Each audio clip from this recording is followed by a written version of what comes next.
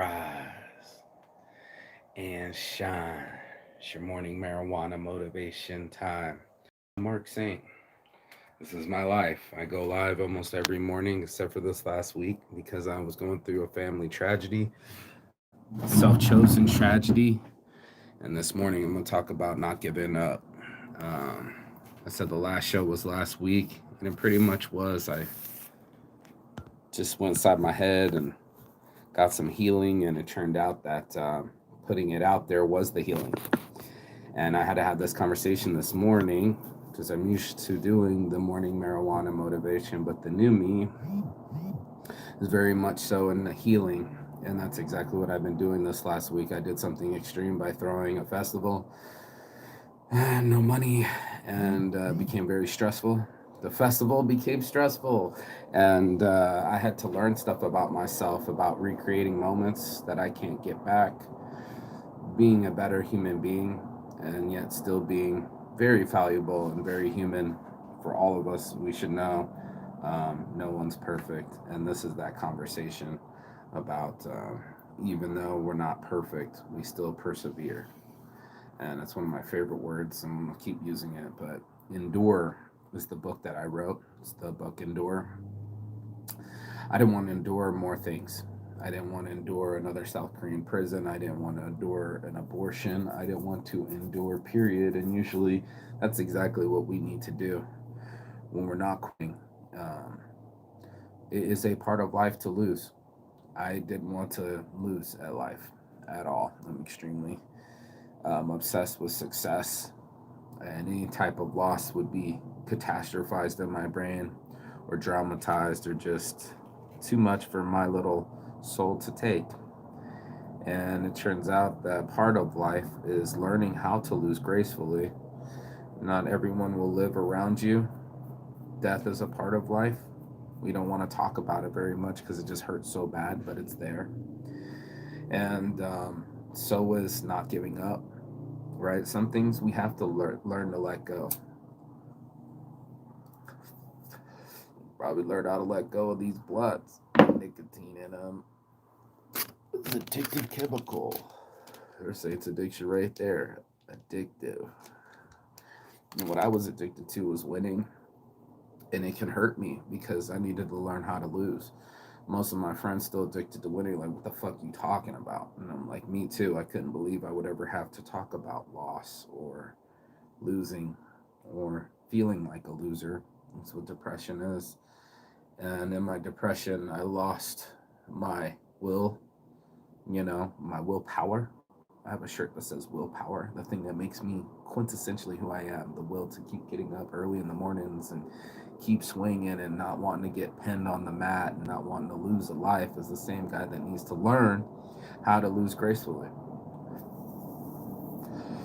Yeah, I said it. It's not easy because I didn't want loss to be a part of my life. I didn't want to lose my mom. I don't know how I'm going to handle that, but that will happen one day.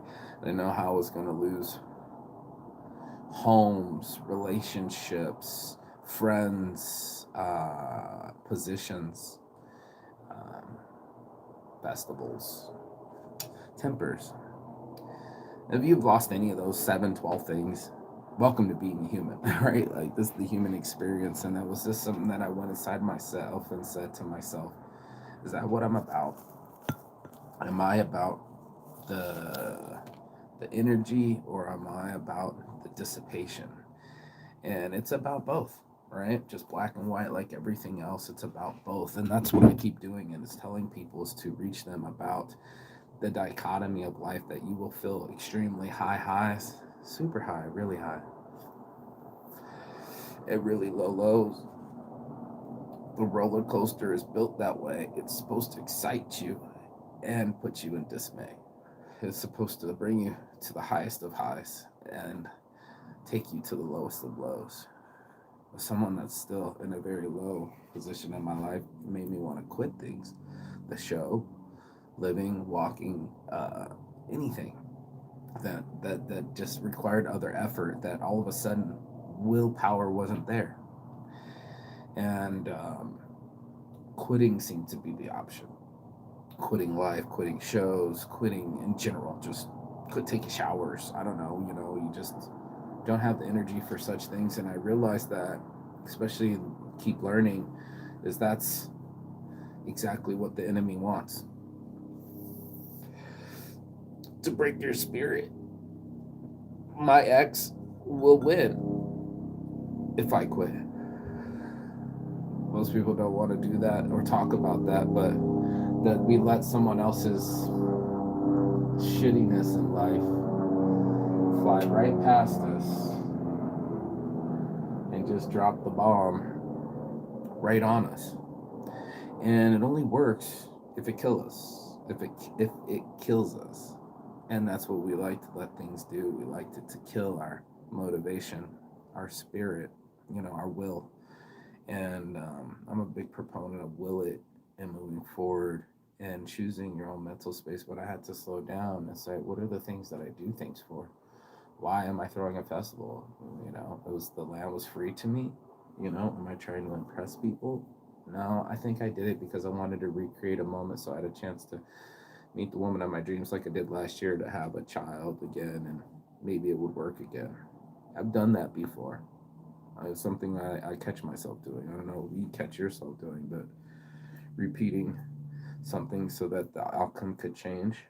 I've known I've been doing that. Going to X, New Orleans, following her there. I wasn't really even invited, and I was chasing her around instead of hanging with my cousin and my uncle and somebody that came to visit me from Mississippi. Shout out to Greg Mendez and his wife, ex-wife, whatever. My point is that I couldn't control those moments. I have some obsession with control, that I can control my habits, that I would control my destiny, and seems like my destiny was still meant for me. I am super apologetic for my behavior. I'm shocked at it, that I have to find out more about myself. That's what I'm learning about these books. And if you ever get a chance, it's The Art of Seduction. The same guy that wrote the 48 Powers was talking about it, but only when you have skin in the game do you know that you're alive. Only when you practice these things with other people do you get to know your interpersonal self. You get to stay inside your head all day, every day. You are you. You already know you. But you really get to know yourself when you do interpersonal communication with other people. Me, am I an effective leader? I seem to get the worst out of people. I don't know what it is. It's my abusive upbringing, the way my father talked to me, let me talk to other people. It comes out sideways. I talk to people sometimes not as nice as I'd like it to be, or saintly as my last name. It's the truth of it. And I'm like, am I an effective leader? Being a positive leadership. You know, am I a good business person? I keep spending money on things that don't make me money. I see other people stay greedy and stack their cash, and I wanted to do things that were in my mind and in my soul, things to create, not necessarily generate or produce or make a profit. And yet that seems demanded of me. Like I'm the only one that was responsible for the festival. Like I'm the only one responsible for weather or the meth heads on the property. So it was an eye-opening experience of who my friends really are. You spend a lot of money and build a lot of energy. A lot of people come together real quick, and then it just dissipates as if it never ever fucking happened. Like a pregnancy, like a wedding, like a relationship. But we know what happened to us. We all know what happens to our souls. We have to identify that and not quit that. That's the thing that keeps us going. That's what I've been learning. Because you don't want to bottle it up and just go, well, life taught me this, and then I shut it down. I find the ultimate success is how well you lived your life. Are you happy? And most people will only be successful if they measure success through other people's eyes, but are you happy? Are you still fighting for your life? Fighting for the chance? Fighting for something? Hope? Love? Anything? That's the quintessential human behavior for all of us, is to fight for something that we believe in. And it's hard when you lose belief in something. Things get lost and it's gone. It's hard to believe in the Titanic anymore since it's not on the water. But it's still there. It's still there. Your memories, your life, The things that happen to us, it's still there. We are making history daily. And I love the fact that it can be created. So I don't know what's going to happen today. I didn't know what was going to happen at my festival. I don't know what's going to happen in my future. What I do know is that I want to arrive there with it. If that makes any sense with anyone else, I'd like to be present in that moment to be able to enjoy it. There's so many times, with my friends just walking down the street and I'm obsessing about something else, and then that moment evaporates. So that's your moment to relax. That was your moment. And then we insert it with other thoughts and feelings, and when we obsess about these things, it has to be said, torturing ourselves with thoughts and reactions and why we did what we did or what we weren't supposed to do or how we felt about situations. What I do know is that we still are great healers to each other. That's the thing of community that I was learning about this. That's why I did this show this morning, because of community.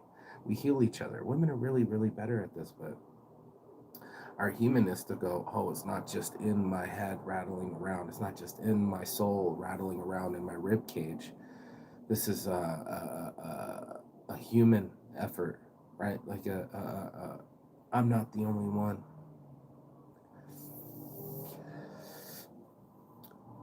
I just didn't know how to give up. I wasn't taught how to quit. It was just give max effort till you die, I guess. I wanted to be better with my effort. I also wanted to be max força, as they say in Portuguese. I wanted to be mais feliz, as they say in Portuguese. I wanted to be mucho happy. And that's a good shirt. That should be a fucking band, mucho happy. But when you're mucho happy, you can make a shirt, yeah, for sure. Mucho happy just looks different on us. People get jealous of it. They'll start seeing you with your energy. Yeah, what did you just find? Like a monkey that found the best mango. Everybody will know. As soon as you pluck it from the tree, the energy from the tree transfers to the mango to all the other monkeys, and they know you got something special. And they know you got the energy. And that's what we're all seeking, energy, whether it be gasoline or love or attention. We're seeking these energies. And I was like, man, I didn't want to be a fucking celebrity. I didn't want to be, what did I get called? A influencer.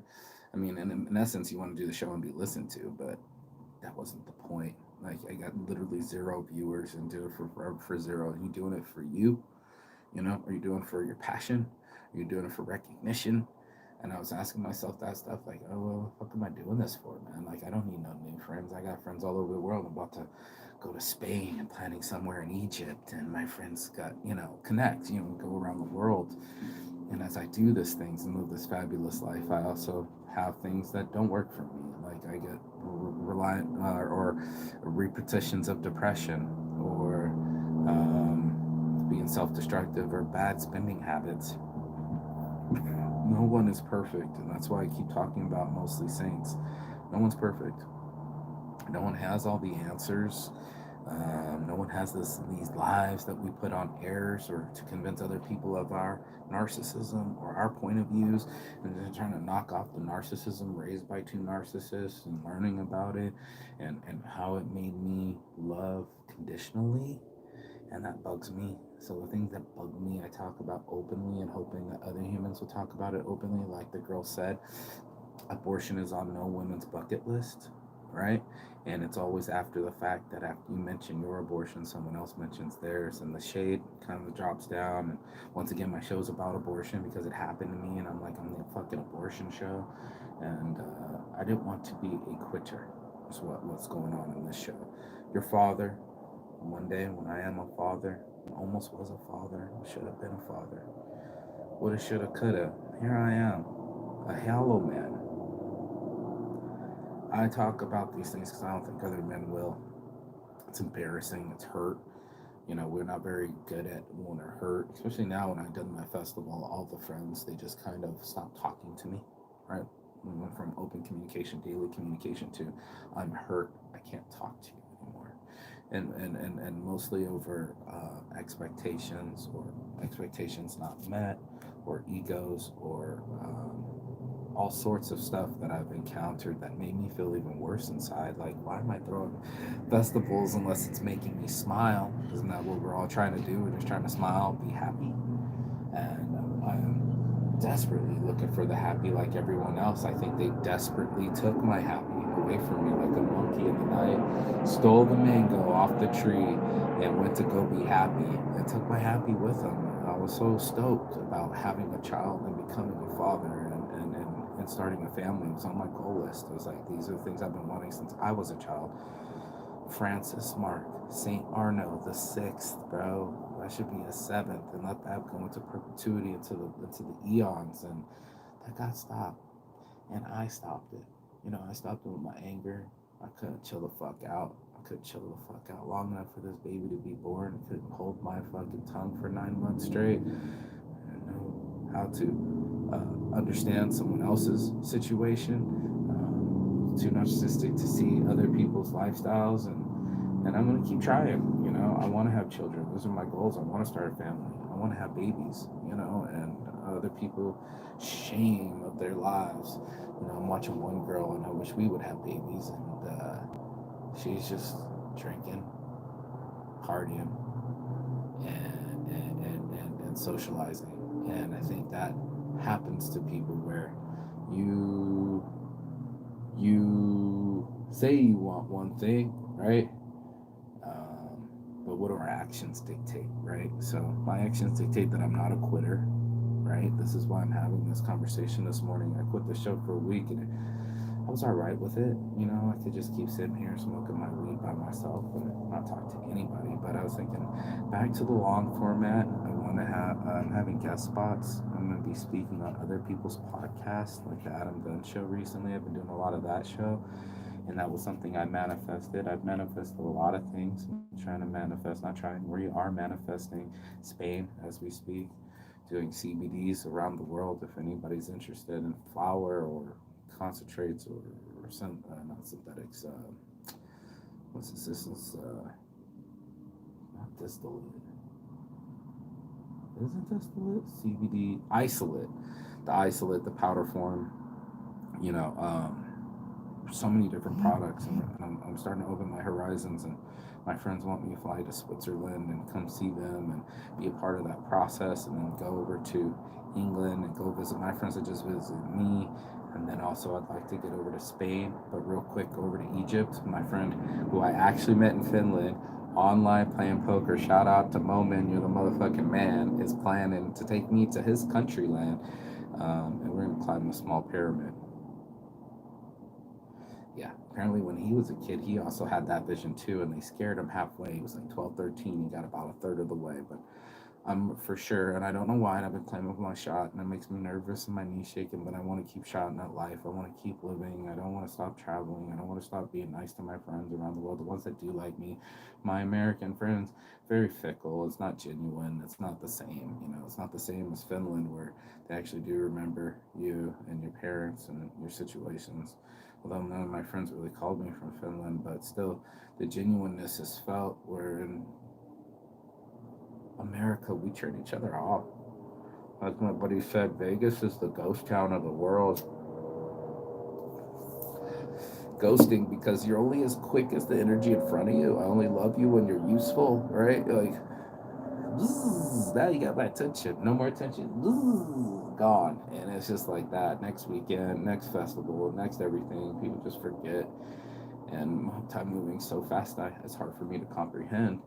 I'm a child of the 80s, and then I watched this digital revolution spin everything so fast and try to live the best life that I can. And if the new competition is not being wealthy but being healthy, and if the new competition is this, the Saints anarchy of it, right, to flip it is to be happy, like be competitively happy, not with other people but with yourself. Like how hard it is to lift a mood and make yourself sit upright and make yourself do exercise and make yourself eat right. This is a challenge of the lives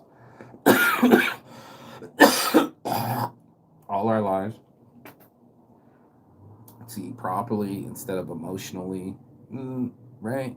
To be the energy in the room instead of being a wallflower. There's so many choices there. Are you gonna dance? You're just gonna bob your head. There's so many choices there. How far are we willing to go, travel, and inside travel and outside travel to find ourselves, right? I'm reading something that's amazing. If I could drop an audiobook on anybody right now, I think the reason this thing hasn't blown up is because it's got a horrible title, but it makes sense. It says, The Courage to Be Disliked. If you ever in your life get 2 hours, just do this audiobook. Your boy Saint, it's not leading you wrong on this one. It seems like they're going to talk about how everybody hates you kind of show. I've done a show a couple of weeks ago. Nobody likes me, right? Like they told me, nobody likes you. If you're looking to be liked, you're going to be highly disappointed. People just fickle and they change. And there's things you can't do about it. But this wasn't about that. What it was really interesting about was it was a philosopher and a young man having conversations. And the best part is the young man sounds like all of us. Like, oh man, of course we need appreciation. Of course we want to be liked. That makes us feel good. And then the other old man, the philosopher, goes and breaks it down for everybody of how to live life with fulfillment. Are you in competition to be in competition with someone else, or are you in life to be as happy as you can be? And I think a lot of us want us to be in competition with somebody else. We want other people to be jealous of us, and we get a little bit of that sauce. Jealousy, we want people to be jealous of us, but we don't want people to act jealous towards us. I promise you, you don't want people to act jealous towards you. But that envy is a sin. And we'll watch everyone's stories as if their lives are going awesome. Just the highlight reels. And here, the philosopher's talking about there is loss. You're going to have to learn how and with other people about loss. You're going to need to hug somebody when you lose your mother that has lost a mother, or a dog, or a cat, or any other significant thing in life. Get used to it because these things happen. And it's so weird for us to pretend like they don't. We'll live in Hollywood, we'll live in movies, we'll believe in someone else's life instead of our own. That's just straight fiction. It says it in the section drama. And we'll go get someone else's drama and bring it home and watch it for an hour and a half, or murder mysteries. My point is this, get to the point, Saint. I have been choosing while I was off this thing for a week. Oh, it's been a week. And it just was like, I did this show because I have a feeling, a heartbeat, instinct. I don't know. Just wanted to talk in the morning. Loneliness, even. To preach, and teach to people about these things. And I never stop learning. I'm a continual learner. So I'm going to share whatever the fuck I learn. Like, again, this The Courage to Be Disliked. Fabulous book, fabulous audiobook. If you get a chance, go do that. It's such a horrible cover. Don't judge a book by its cover. Horrible name. But on the other side, the flip side of this book is just a genuine conversation between two thoughts. And philosopher, elderly thought, and someone that has experience and life experience, and a young thought that's still making those decisions, that's still doing things that we don't even consciously know we're doing. It is extremely important to know your subconscious. It's extremely important to know your actions and your motives and why you do the things that you do. This is psychology, the whole science out there, but the psychology of yourself, to thy own self be true, to know thyself, right? Know yourself. Have confirmation and conversations, intimate conversations with yourself. It's what I've been doing this whole week, and I highly suggest it, just to sit and stare, and no phones and no smokes, and just let my brain process it without altering it with another thought or another stimulus. I highly encourage it. Highly encourage you to try sitting still long enough and quiet enough for it to relay information to your soul, and for us to beam that light out into the world and say, hey, yo, I'm a conscious being too. That's what part of it is, the healing. We could all stay safe in our homes, relatively safe, letting our health deteriorate, because the magic's with each other. That's why I put festivals together, and I want people to get together because I know there's magic there. It might not be gold in a gold bar in a solid form, but it's solid gold. It's so amazing to be able to sit there. I'm now, because of my festival, talking about CBDs. I now can ship organic, motherfucking primal, fucking Bubba Kush CBD buds around the world. So now my friends aren't on tobacco. So when they roll up their hash in the morning, they don't have to use tobacco. They can use CBD, CBG, CBA, any kind of flower that the government doesn't like, and not waste their money on their THC flowers, but get it in buds and they can taste the buds still. It's magic. I'm getting people off of tobacco in Europe, making a big profit off of it, only because of connections with people around the world. And now I'm going to Switzerland. Like, what the fuck? I have some friends I need to go visit. One has cancer. I don't want her to pass away. She's an amazing woman. They both are an amazing couple. They show me what longevity of love and family looks like. It looks like a lot like happiness. I'm gonna go get some of their happiness. I'm gonna go sip on their tea, whatever they're putting in the Kool-Aid, and I'm gonna go take part in something amazing as in time and space with someone. That was my definition of success. I sit here without punching a clock. My mom is absolutely right. No one's got to live my life like me because we all live individual lives. But I am absolutely right as well as that I wasn't the only one on the plane going to Machu Picchu. We are going to have to go to Tenochtitlan. Tenochtitlan? No. Teotihuacan. Tenochtitlan is the other ancient wonders of the world, and we're gonna go see the Colosseum in Rome with my friend Gianni, and then we're gonna go see, like I told you, with Momin, a guy I met in fucking poker, online Facebook poker, as one of my actual met friends, and we keep talking, and we'll probably take a trip to Egypt and knock off something like the pyramids or something I've always wanted to see, and use his connections and translators to keep myself protected to climb the smallest pyramid all the way to the top and have a conversation with God and maybe meditate, definitely sit there and let all the ancients 5,000 years of civilization come to a head, to me, to my soul, to my life, and this thing that I call my life, and this fantastic thing, and I'll probably just start to cry. So yes, Machu Picchu, I feel your energy. The Great Wall of China, I feel that energy. There's so much energy out there. The Christ the Redeemer, the energy we put towards things, the energy we beat ourselves up with. It has to be said, and I've been watching these guys very carefully. I think you do also do the 48 Laws of Power, and also I'd recommend, should put these links below, um, the other one, The Art of Seduction, because we are seducing each other. But do you seduce your life? Like, do you really make love to that bitch, or do you just let her sit? And that's really the question of our lives. It's like, everybody's gonna die, but not everybody lives, and are we living? And my grandma told me, she said, I'm proud of you, kiddo, because you live your life. And if anything I can do to inspire people and why I don't quit is because as I feel quit inside, like a life had died and I should have lived this other life, at the same time, my soul still wants to see Egypt. I still want to see the Colosseum. Something inside me still wants something. And not a pair of Jordans, Nikes, or any type of thing that got manufactured by a machine, but things that got made by man's hand. One time I told this woman, I said, I have magic in my hands. I make things appear out of nowhere. Sometimes not. The fear of failure stops so many people. I think that's my endearing quality, even though it beats me up inside in my soul a little bit, and I don't get to scream I love my life as much. The losses, they weigh heavily in my heart. I can feel pains right here. I feel it, What I also do is want to attempt to live before that happens. Right before a heart attack, like my great grandfather died at 52, I'm 42. I got like a 10-year countdown in my head.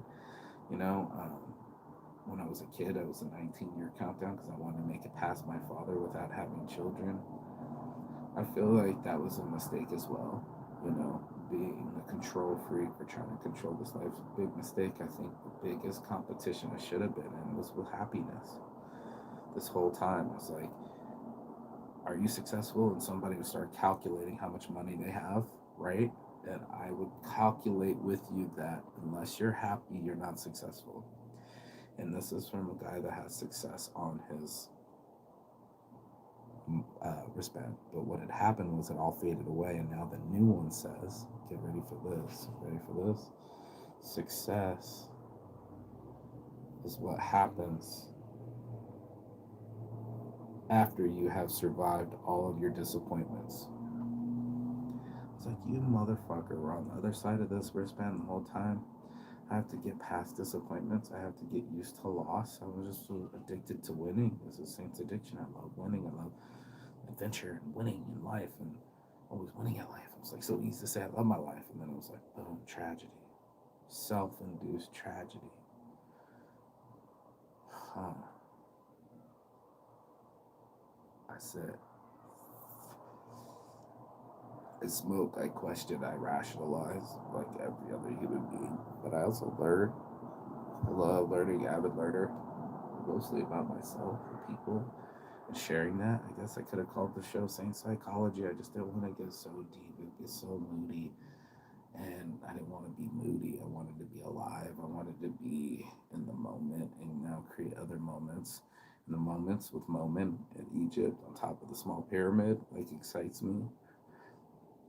And it kind of helps me run away from that other darkness where it's like, I fucked up. I fucked up big time. I could have shut up. Yeah, and things would have been different. I'm going to find myself, per usual, by traveling the world and interacting with other people. I think we find ourselves every morning shocked in our own bodies, like, hey, there you are. There's my life. Wherever you go, there you are. I just want to see these things before I die. I wanted to be a father before I died. I wanted my mom and my grandma to see a grandkid before they died. I have high expectations. You can put that on a shirt too. It's a mental torture. For most, they call me, well, your must be good. You're taking, pictures, hot Brazilian girls half naked, Mark. You're not living so bad. And he'd be right. He'd be right. Except for that girl was twisted. You think you want something. That's that time I relapsed. Man, that fucked me up with a lot of decisions. Fucked me up. Lost my fucking bag, my phone, and my fucking decision-making capabilities in my center. And I need to give up these things, you need your freedom. You're gonna need your happy. You're gonna need your healthy. These things are like not on shelves, right? Like you're gonna need your balance. You need your center. Just to be an orb in the world. We're talking about 50 Cent being charismatic and being. He helped him write the book, so it was like you got to witness it. When you're seducing other people about yourself, most really good seducers, your Amber Heards of the groups, they know how to be politically correct. They know how to be the smiley face in front of the camera. They know how to take the selfies. They know how to act in public. I am talking about shadow work. This Saint's addiction over here. That addiction was nasty, man. You see people tie up. I was watching the other day. I'm like, why did I call my shit addiction? Because I was selling addiction brand. Why didn't I get mine? Because addiction's been around me my whole life. Why would I talk about it? Because I felt that it needed to be the truth. I think it's important to tell the truth, and especially reach these things. The guy was saying ginormous fucking statistics, but he said it. He said, the judges are seeing caseloads now more than doctors and nurses combined. So, like all the other social workers combined, judges are seeing that many caseloads. The system's flawed and broken, and it's overdue for a remake, and it's inundated with fucking capitalistic behaviors, investments. How can you invest in a privatized prison is beyond me. It's the most horrible thing we've done. The most incarcerated in the world. Another thing people don't want to talk about. But I've been a felon. I'm a 3-time felon in 3 different countries. I'm not a perfect human being. And that was thrown in my face. What I saw was a shirt, something like I'm not addict. You're not. It's not an addiction till you suck dick for it. Yeah, I've never had to do that, and never will, and never want to. Ooh. But at the point of, like fuck, man, that's what I'm seeing in addiction. We see the worst in people, and I'm trying to put a light on it. You know, the saintly addiction. You know, I'm smoking my weed. I'm not punching nobody, but I have punched people. Just recently had to fucking wrestle a meth head, so I'm not absolved. I don't think any of us are. That's what the lady was talking about religion. She said we have these three pillars. Like, why is there evil in the world? Well, she said two other things, but I'm smoking and I'm high. But it was very intuitive of why religion's still in our norm, in our culture, because we seek these things, a balance to the evil in life. You know, you're gonna have to find some good and seek it quick. And I like to think that the good was in me. Last name Saint. It's in my heart. I feel good for people, and then I'll be yelling at people and saying things to them sideways, and I'm not a perfect human being. So the Mostly Saints with the halo and horns is coming out. We're doing more of that. This is a cool design, and all of us have that balance where we do have a halo and we do have horns. And sometimes we're intellectual, sometimes we're sexual, sometimes we're human. We're not animals. We have a conscious being. We talk about our consciousness and reaching a higher consciousness. Conversations with ourselves, conversations with our gods, why we believe in gods, or your God, or whatever you believe in. Why do you believe in the things you believe in? These are deep stoner conversations that lets the herb slow us down and slow the heart rate down and the mind down so we can finally have conversations with ourselves. So important to have conversations with ourselves. I'm doing mine out loud every morning because of my blunts, but this last week I've been able to do it without it, and it was just as nice. I felt like I got a whole hour of my morning back that wasn't interrupted by a show or some kind of pattern. I really enjoyed getting off the pattern. Even now, I was debating about ever doing it, but I just didn't want to quit because I don't know how to quit. I said I was going to do something. What I learned about the other thing was the relationship was that's how the other person wins. Good morning, Gia. That's how the other person wins, is if we let the scars heal improperly, we let the other person win. We let the trauma win. We let the things still affect us. And I think a lot of people, speaking of church, will live in those moments, the things that we failed always. And I wanted to give people the courage to fail. That's going to be really hard to have.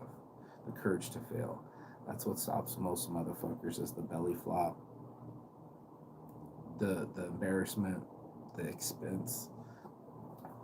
It's all of it for the festival shit. It's the embarrassment, it's the expense, it's all of it. The organization, the infighting, the people that hate you afterwards. It's a thankless job, really. You know, even if it's EDC and it's successful, someone still dies, someone's still a critic, someone didn't have fun, someone lost their phone, someone lost their purse, someone lost their mind. I live in that world where, you know, we all have a mind and we all have the capability of losing our minds. And that's why I had to have a conversation with the people. It's like, you know, for the decency of human behavior and mental health, to have these conversations with people and share that knowledge that could break a generational curse or a thing. I'm still a victim of it, or I'm still a participant in it. I can't always be a victim, but it happened to me. I became child abuse and I started to abuse again. And I want to break that cycle. It's so important to me to figure out what is my anger triggers, why do I get so emotional, a lot of things, you know, and I learned a lot of stuff. So I was like, cool, now that I can go live and I have this platform to share with other people, because mental health matters, and I'm gonna make those shirts too. So, you know, I have a lot of dreams, a lot of ideas written down, a lot of shirt stuff, and continue to do that stuff that inspires me. And I get, you know, inspired by or influenced by, or I see things or I screenshot things, you know. I think it's important that we find outlets, healthy outlets. That's what I was saying about Saint's addiction. Was I was like, it's going to be really hard to replace the dopamine levels. I was learning that about. I've never been on on fentanyl or Oxycontin or any heroin, but the point of it was that these guys have such a tough time replacing the dopamine in their brain. It gets so abused, literally on a physical note, and it's just like, it is going to be hard to find happy. No wonder why someone tried to take my happy. I found it somehow, some way, and I still want to be happy, and also successful in the fact that I'm happy, but I can help others be happy as well, right? A successful human being and bird is us giving the feeling to other people, right? Like honestly sharing in that moment and saying, hey, did you improve other people's lives? And I felt like I've been a detriment to most people. Like I said, everybody hates you after the festival. There's not enough money. You're never going to be appreciated for trying. It's a thankless job. You're always going to be a janky promoter, as the one dude wrote. And even though I went above and beyond, brought more money to make the festival go and pivot and to another location, just this is a thankless job. And like I said, it almost made me quit. Well, it did make me quit actually for a week of the show. I'd almost want to keep doing that with the show. Just like I'm kind of don't owe anyone anything, and really could take care of myself and my brands. I could have made more shirts. I could have done so many other things with the money, launched more websites. I don't know, traveled instead of being hated on and having to arm wrestle fucking meth heads and having to hear people's angers come past my door. I didn't want to deal with these things, and I think a lot of people don't want to deal with these things, but the risk outweighs the fail. You got to have a risk over fail because loss is a part of life, and the more we get used to it, the more we can use that as our cushion for the future blows, because there will be future blows. So I think that's the biggest test is how do you handle suffering? Where's your happiness level at? And how do you maintain that? Because there's there's a balance there. And I just think that's a very yin and yang moment to have happened and think about. So I put that out in the air, just like they're putting it out in the air or wanting to be heard, or we all wanting to something, right? We have to identify our what a task was another thing that I was learning. If everybody just maintains their task in life, you suffer less, and most of us are under someone else's task for us, or our parents, their perspective, or what their what do you call that called when parents want something from you, demand something, or expectations, again, creating a lot of self-suffering. I guess I'm gonna start calling it self-suffering, and we all want to move away from suffering. That's universal. That's a Buddhist philosophy, but it is also a part of life. And they don't really identify that when I was looking about Buddhism. It's always a move away from suffering, move away from this evil and stuff like that, where the new consciousness was, it is a part of us. And I don't know why I'm doing this hand symbol at all, but I felt like this. But it's a part of us. I guess I'm trying to mimic that yin and yang, right? No one's going to make it into this life without, a scrape or two or three. It's going to leave its mark, and that's the way it's intended to design us to do. I mean, we're ultimate computers, so we're learning through experience. I think it behooves us all to get more experience, and what I've learned from the people that write the successful books are that's where the riches are anyway. So that's where you're going to get more education about yourself is in relationships. Your mark of success is in your interpersonal relationships, how you treat other people and how they respond to you, male and female, because there's a whole other opposite side of sex that confuses us. So they were even saying that great what they call seducers had a brother or a sister. So it's easier for a woman to seduce a man if she's had brothers, because she seduced them her whole life. She interacted with that energy. She got to get used to a male's energy and interacting with it, to learn it and be comfortable with it. And that was the whole thing. I guess his name was Errol Flynn. Slept with like 3,000 women, Wilt Chamberlain shit. Like, I'm learning a lot, right? And Errol Flynn had the ability to make women feel comfortable around him. Later, the woman writes the memoir and goes, this dude made me feel like 2 martinis inside.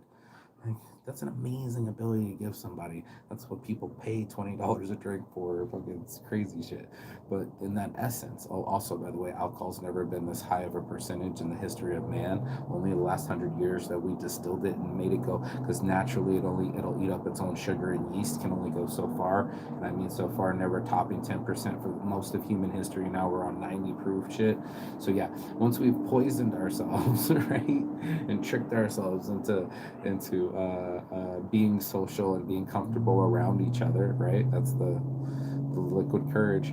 The other part is just is that kind of success is the successful people, or what we observe to be successful people, or people that are really good at seducing other people, are comfortable in their own skin. Think about that real quick. I'm just saying that out loud on a stone thought, but like, we were comfortable in our own skin. We wouldn't buy half the things that we've bought, right? Kind of like on that quote, like, you're trying to impress people you don't even like you, or you don't even like. The cosmetics games, the goes right into our pockets. We probably don't smoke as many cigarettes. That money goes right back into our pockets. Our wealth and our health gets immediately sucked back into our skin. And that's why I wanted to get back to today with my morning marijuana motivation, is that I don't quit. You know, it was affecting me. I didn't want to share that morning with people. It's such a personal show because it's me personally, and I speak personally from the heart. But the goal is to inspire people. The goal is to reach, preach, and teach.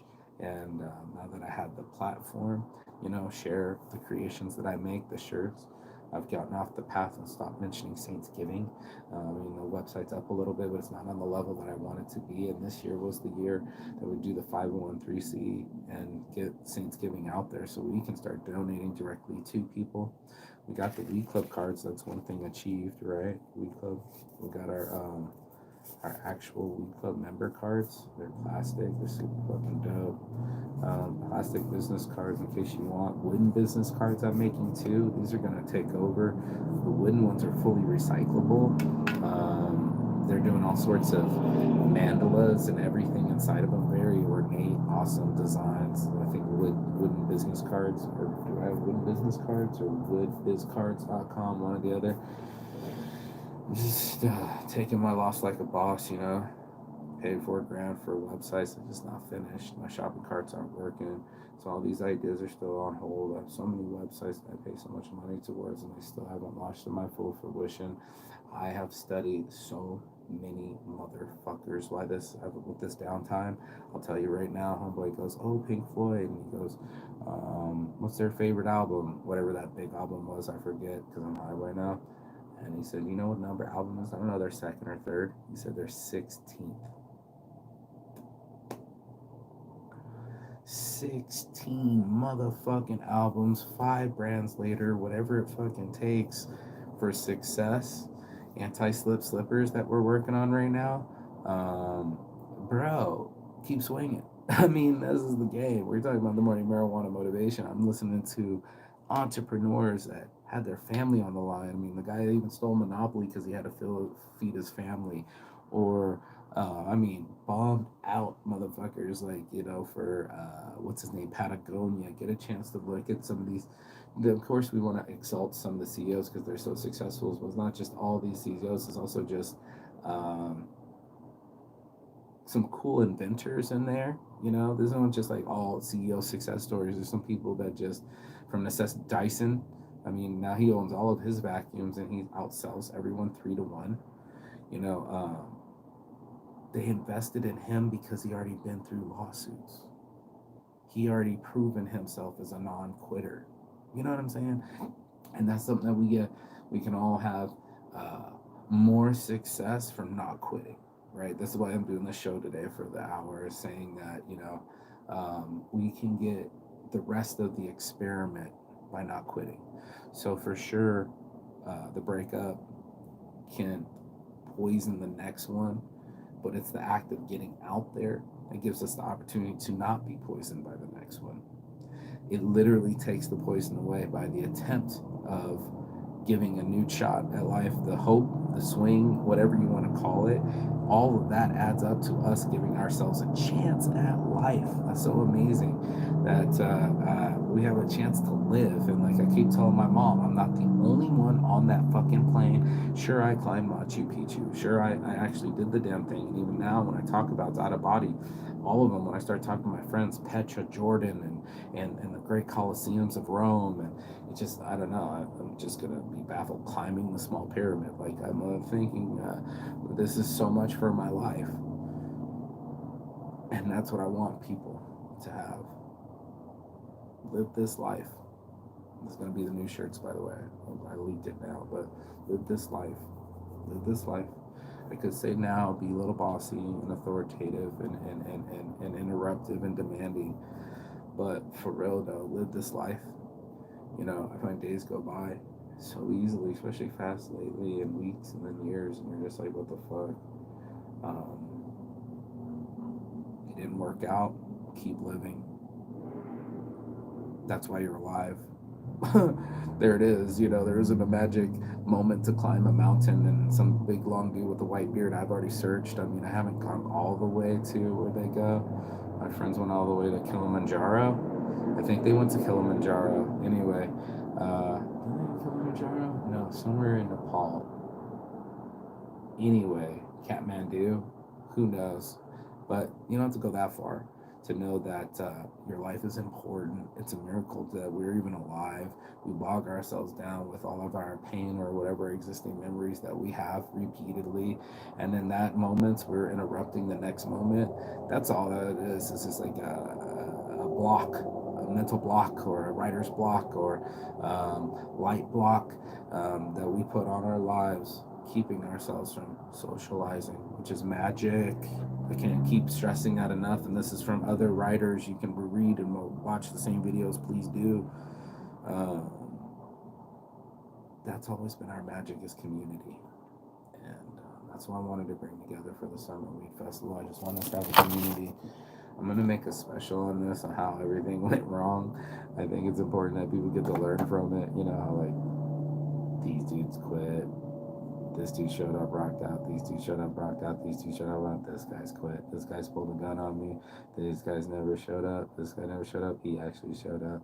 You know, these guys never showed up. Like, I can go on and on about the events and how extreme things can be, and that is a whole nother story. But community was what we were after, the cannabis community especially, but just community, man, breaking up the monotony, breaking up people's patterns, making them go out and see other people, meet other people, evoke other conversations, see their interpersonal skills. These are the things that rises us up when we're practicing our interpersonal skills. We're not practicing self-abuse. It's amazing magic, but when you're listening to someone else, you're in someone else's storyland, inside their head, inside their world, much like you are inside my world right now. Instead of I'm not in the world of this person in the helicopter that's flying over, I'm sure they're not even looking at the apartments that I'm at. They're just flying over. They're in a whole nother experience. So when we interpersonalize with people, we join spaceships. We insert their own experiences, and when we dock into someone else's world, we get to learn so much more about ourselves too. And it's like, yeah, sure, you learned about them, and they're like an open book, and I've always said that, but man alive, did I not notice that I had interpersonal skills too?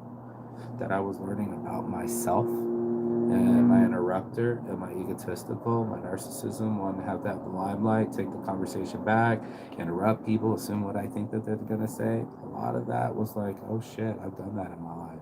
And a lot of this stuff is also awesome learning when it is applied knowledge, right? And we always talk about not memorizing like a college, but applied knowledge, and that's so important for all of us. So I share those things openly, willingly. I think it's important that people can elevate this stuff and we can explain it. You know, I've been a teacher my whole life, and that's my grand goal, is to give back what I've learned. And there's so many other things that I want to create business-wise and design-wise and invention-wise, and at least I feel alive. That's it, right there. So I feel alive. I don't just have to be on top of the small pyramid in Egypt, but also it's the small pyramids I climb inside myself. So I learned that about that today, not quitting. It's like keep climbing your mountain.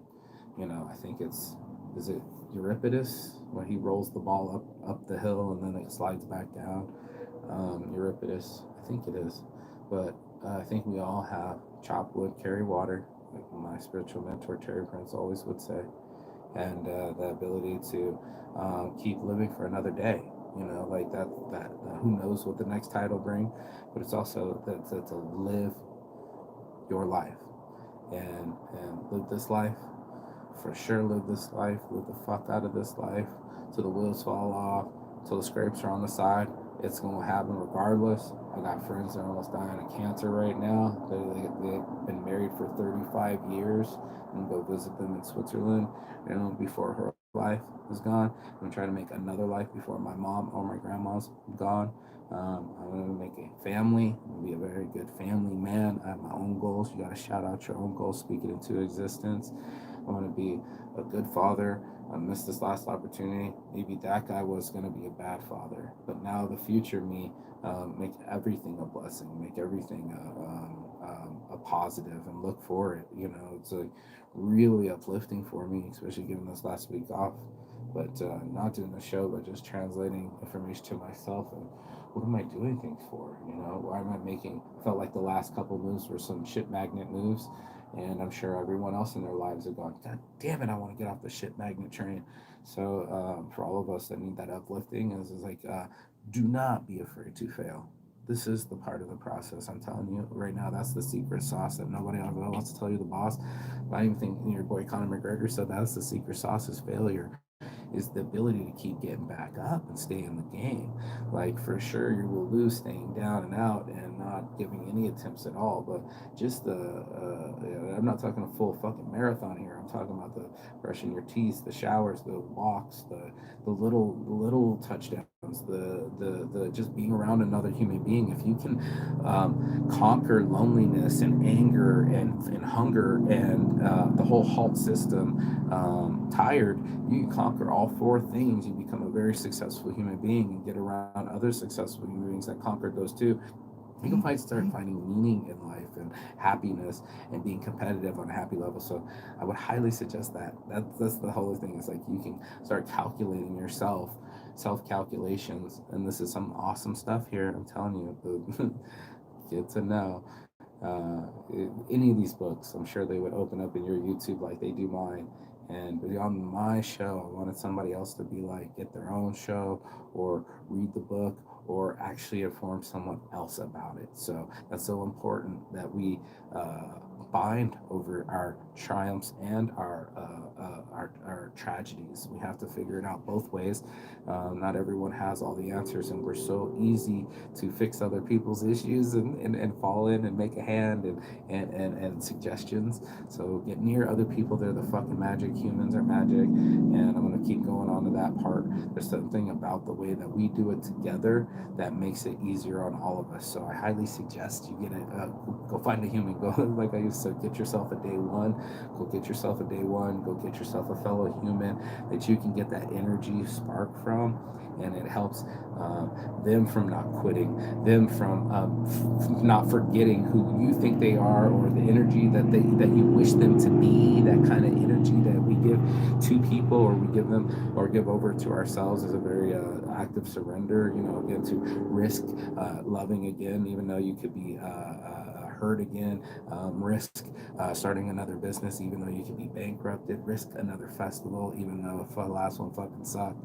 I mean, I'm telling you, just the act of never giving up means that you had something else to look forward to in life. That's it. It's not the act of, oh, I'm not a Grammy Award winner or a gold belt winner. These are for a very select few amount of human beings. I'm talking about longevity, right? Like the thing that I want the most is my happiness and health and my friends and my loved ones to have the same. And I think that's the definition of success. So now that it's wore off, there's no more definition of success. It barely says success anymore.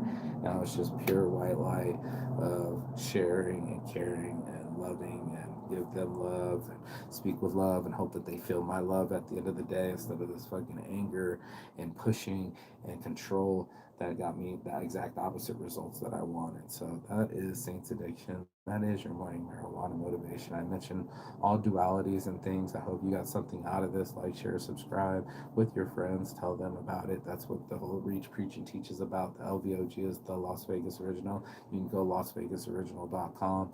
All the shirts, all proceeds go to Saints Giving. That's what we're going to do. We're going to give up my time, give up the mission and the passion, and then eventually straight to the people. Let's give it to the people. So, all my heart from Starship Boy Marky Saint. Peace and love, and as always, Chikathon. That means goodbye, but not forever and finish. And I will see you on the other side as soon as you like, share, subscribe. And thanks for watching with me today. I hope you have a blessed day, blessed over stress. Ciao.